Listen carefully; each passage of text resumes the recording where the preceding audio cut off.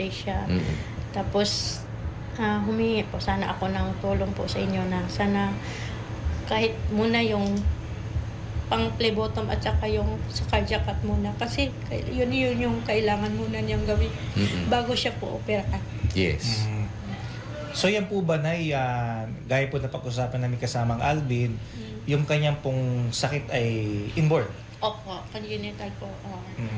Nasa tiyan pa daw siya, parang nandoon na May yung- problema na. May problema na po. So, isang kagandahan dito na Nerona, bagamat yan ang kondisyon ni Rabier, ang isang pagpapasalamat natin sa Diyos dahil nung pinanganak siya, bata pa, after 13 years, narito pa si Rabier. Opo. Kasama mo pa si Rabier. Opo. Di ba? Oo.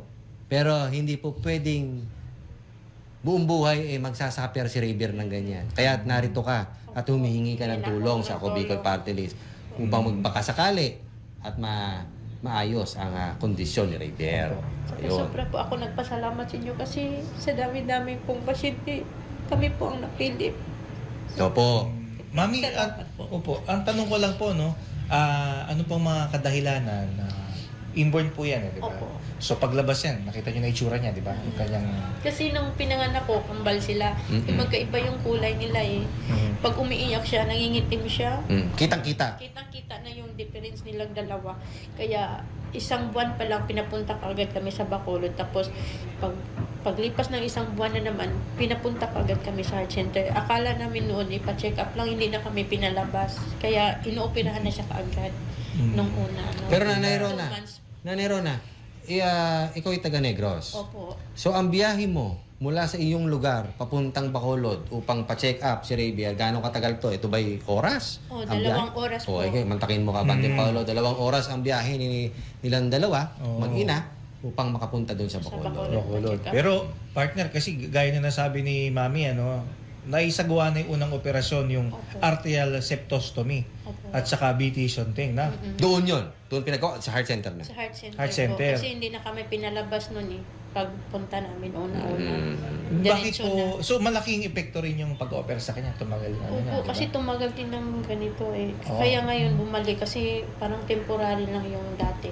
Pero Kasi bakit po mayeta hindi siya. po natuloy na yung talagang heart procedure kung ano man? Kasi wala po kaming pera eh.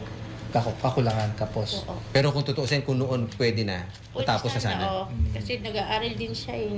Tapos bumalik lang yun yung mga grade 5 o nung bumalik na siya, nangingitim na siya. So, partner, parang inabot ng 12 years and 8 months Opo. Ang pagtitiis. pagtitiis. Mm. Dahil po yan sa... Ano bang kinabubuhay ninyo? Ako po, wala po akong trabaho po. Yung asawa ko lang po. Nung April lang po siya kaalis. Pero Pero- bago siya umalis, ano pong... Pero dati, ano, nagtitinda po ako ng ulam. Sa bahay lang po. sa bahay. Opo. Ilan po Ilan bang po? anak po ninyo? 2 lang po sila. Yung isa po, yung kambal Oo, niya. kambal niya. Normal naman yung kambal. Okay lang. Babae, lalaki po. Lalaki po. Lalaki. Sino mas matanda? Parang Sa kambal? Una o yung pangalo lumabas? Una siya lumabas. Una si Rabier. So, sinong ang matanda? Yung una lumalabas? Tama Oo ba? naman. Oo.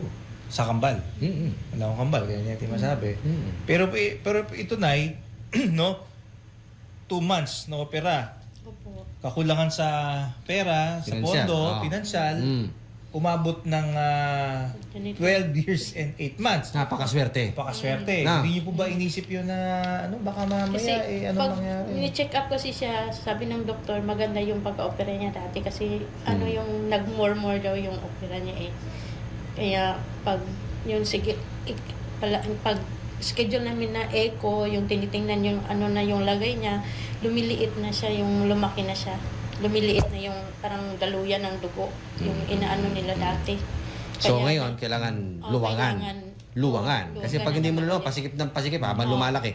Siyempre, 13 years old pa lang si Rabier, nagbibinata yan, So, nade-develop din ang katawan. Pero po sa itsura po ni Rabier, pakita mo nga, Pakita natin si Rabier. Yung itsura po niya, sa mga nanonood, yung po niya isa, talagang alam mong meron sa puso, Kasi yung daliri, siyempre nakita niyo araw-araw, di ba? Mm-mm. So, pag ba, nahihirapan kayo huminga pa rin si bata?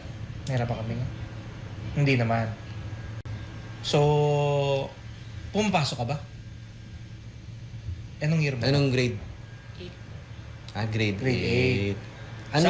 Saan ka nag-aaral? Oo, doon sa Negros. Siyempre, ano to, public school o private? Private school. So, itinatawid ka ni tatay na